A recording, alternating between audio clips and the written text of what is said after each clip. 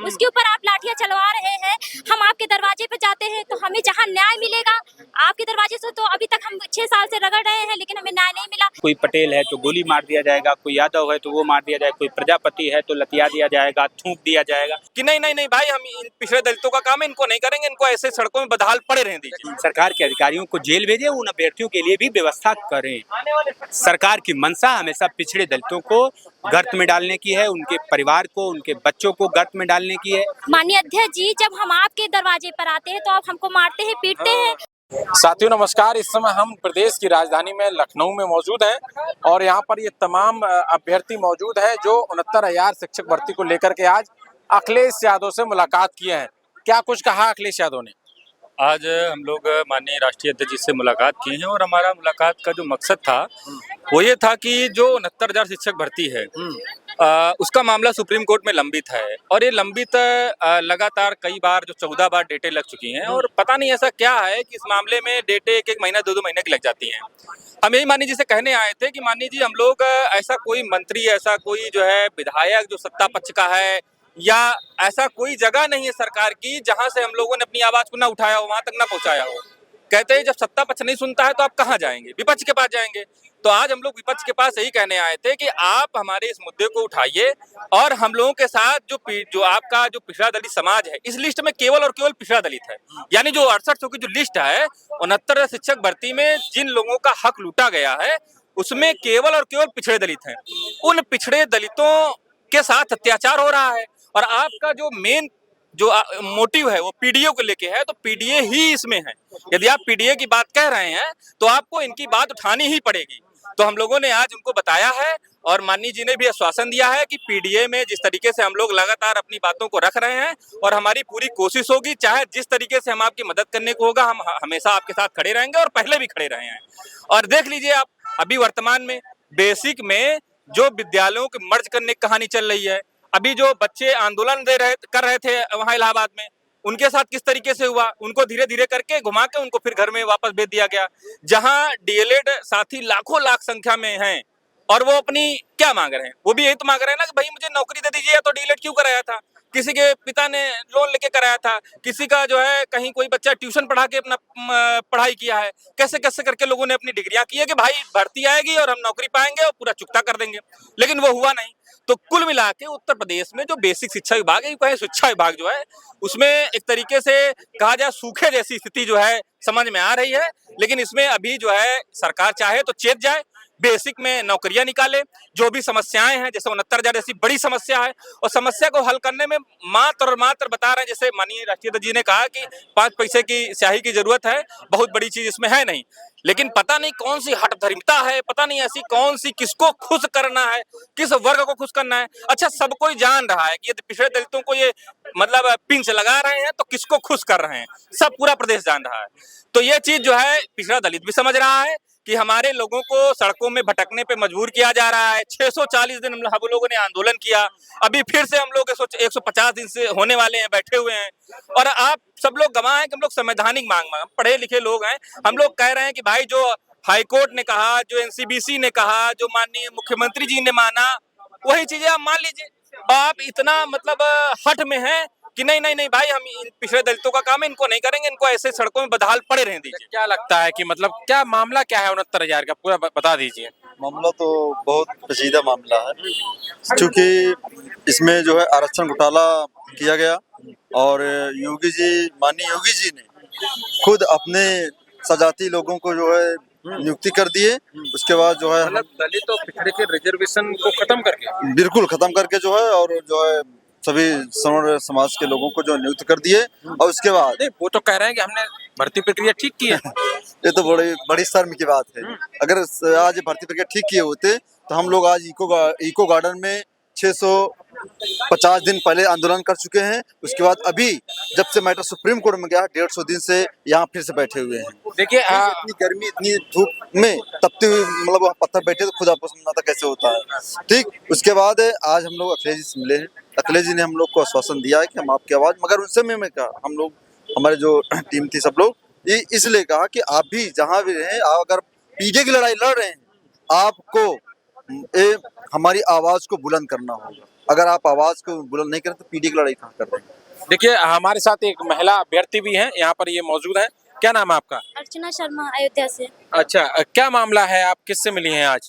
हम माननीय अध्यक्ष जी से मिले हैं और उनसे अपनी न्याय की गुहार जैसे पहले लगाते थे वैसे आज भी, और हमें आश्वासन भी मिला है कि वो हमारा जिस तरीके से भी होगा उस तरीके से वो हमारा सहयोग करेंगे। अच्छा, तो क्या लगता है कि एक तरफ बीजेपी कहती है कि हम लगातार जो है लोगों की आवाज को सुन रहे हैं, लेकिन वो एक तरफ आप धरना पे बैठते हैं और सालों साल धरने पे बैठते हैं। ये सब जुमलेबाजी है। जब उनको अपनी सरकार अपने वोट बैंक बनाना होता है तो वो पीडीए को याद करते हैं और जैसे ही वो सीट पे बैठ जाते हैं गद्दी पर वैसे ही वो पीडीए को भी भूल जाते हैं। लेकिन ये मत भूलिए माननीय अध्यक्ष जी कि हम 85% है।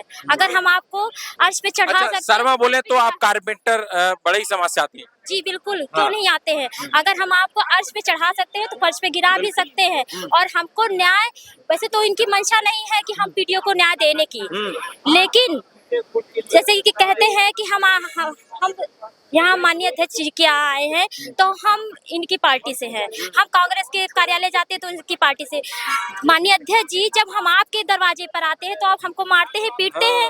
बहन बेटियों के कपड़े, लाठियां बरसाई जाती हैं हम भाई बहनों को, और हमारे बहन बेटियों के कपड़े फाड़े जाते हैं और हमें जातिगत गालियां दी जाती हैं। मैंने वो वीडियो देखी थी, कई महिलाएं ऐसी थी जो मतलब प्रेग्नेंट थी, उनके ऊपर लाठियां बरसाई गई। 8वां महीना था, हमारी एक दीदी थी, 8वां महीना चल रहा था, उनके ऊपर लाठियां। सोचिए आपके अंदर इतनी रहम नहीं है कि वो एक महिला जो प्रेग्नेंट है उसके ऊपर आप लाठियां चलवा रहे हैं।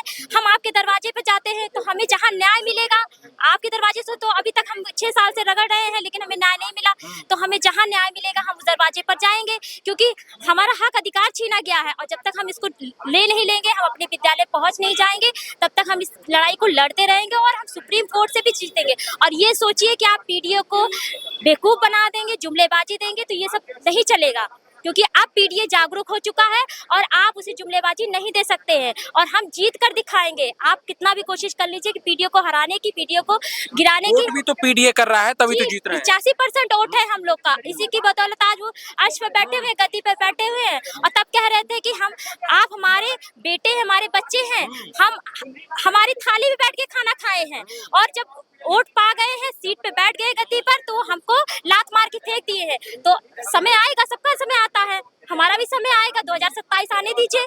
अगर हमको न्याय नहीं मिला, क्या लगता है कि 2027 में बदलाव होगा? बिल्कुल होगा। अगर वो न्याय नहीं देंगे तो युवा परेशान है, युवा इनको गिराएगी, डेफिनेटली इनको गिराएगी। और एक ऐसी सरकार लेकर आएगी जो युवाओं को सुनता हो, जो युवाओं को, जो आजकल की जो समस्या है बेरोजगारी की समस्या, उसको पूरा करेगी, वही सरकार आएगी। चलिए, बहुत धन्यवाद।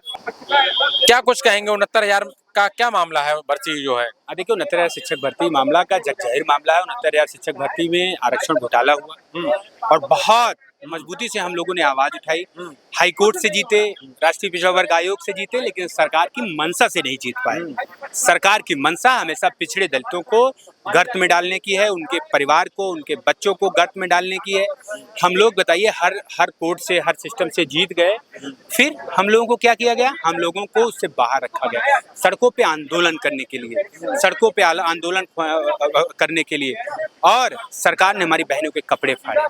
हाँ, हम लोगों को हर मंत्रियों के यहाँ पिटवाए। हम लोग हर मंत्रियों के यहाँ जब धरना करते थे, वहां से यहाँ जेल भेज दिया जाता था मोहनलालगंज कि 4-6 दिन जाओ, वहाँ अपराधी बन के आओ। लेकिन हम लोग सुलझे लोग हैं, हम लोग शिक्षक लोग हैं, हम लोग बड़ी मजबूती से, बड़ी दमदारी से अपनी आवाज उठा रहे हैं। बड़ी कई साल हो चुके हैं, 4-5 साल हो चुके हैं, मतलब लगभग 7 साल हो चुके हैं। 7 साल हो गया इस भर्ती प्रक्रिया को, और आरक्षण का जो मामला है वो अभी तक क्या अधिकारी को सुलझा नहीं मिला है?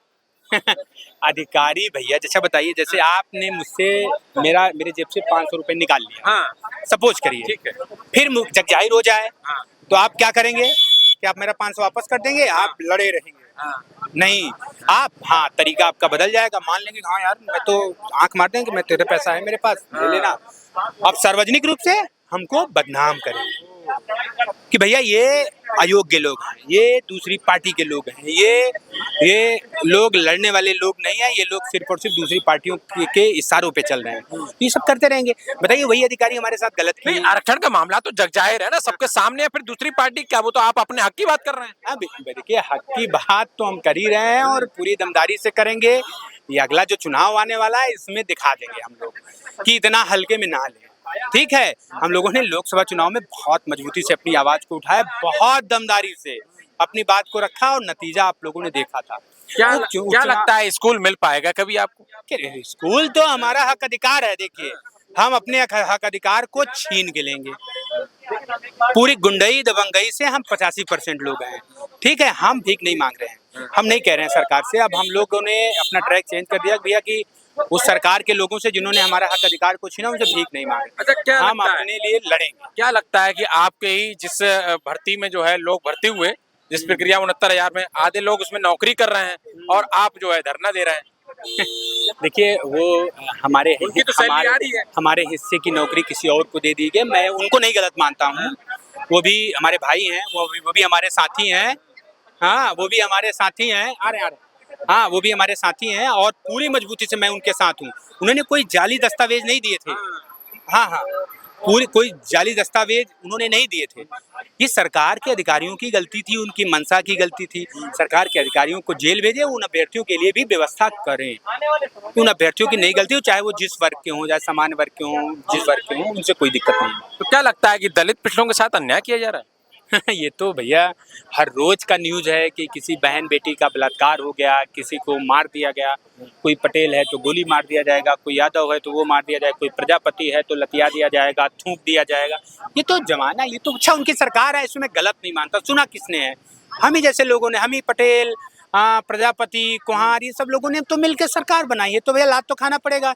अरे जिसके लिए आप सरकार बनाए उसके लिए तो लात खाना पड़ेगा, तो हम सह रहे हैं, लेकिन इस लात का हम जवाब देंगे। अच्छा, अखिलेश यादव से आज मिले तो उन्होंने क्या आश्वासन दिया? अखिलेश यादव से हम लोगों ने मिला तो उन्होंने कहा, देखिए ये सरकार निकम्मी सरकार है, ये सरकार, और हम आपके साथ हमेशा आपकी आवाज़ उठाते रहते हैं। हम लोगों ने उनसे बहुत सारी बातें की, बहुत सारी बातें पब्लिक प्लेटफॉर्म पे नहीं कर सकते, लेकिन उन्होंने पूरा भरोसा दिखाया अगर सरकार हमारी बनेगी 5 पैसे की स्याही से पूरा सिस्टम बदलेगा। चलिए, ठीक है। देखिए, पूरा मामला जो 69,000 शिक्षक भर्ती को लेकर के है और बहुत बड़ा घोटाला बताया जाता है। ये 7 साल से तमाम जो अभ्यर्थी हैं जो 69,000 भर्ती में एग्जाम दिए और पास हुए, लेकिन बात जब आरक्षण की आई, आरक्षण को जो है देने की आई, तब वो आरक्षण का घोटाला, एक बहुत बड़ा घोटाला जो कि इन लोगों के द्वारा बताया जाता है, उस जग जाहिर है, सबके सामने है कि दलितों के, पिछड़ों के आरक्षण को किस तरीके से खत्म किया गया और नौकरी इनके बदले किसी दूसरे को दे दी गई।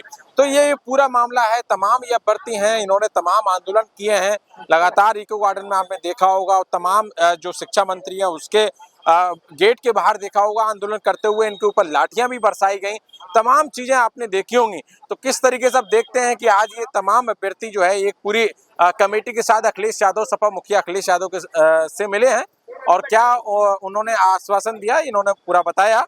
देखते रहिएगा बोलो साथी, और ये पूरी रिपोर्ट कैसी लगी कमेंट बॉक्स के माध्यम से अपनी प्रतिक्रिया अवश्य दें। बहुत शुक्रिया।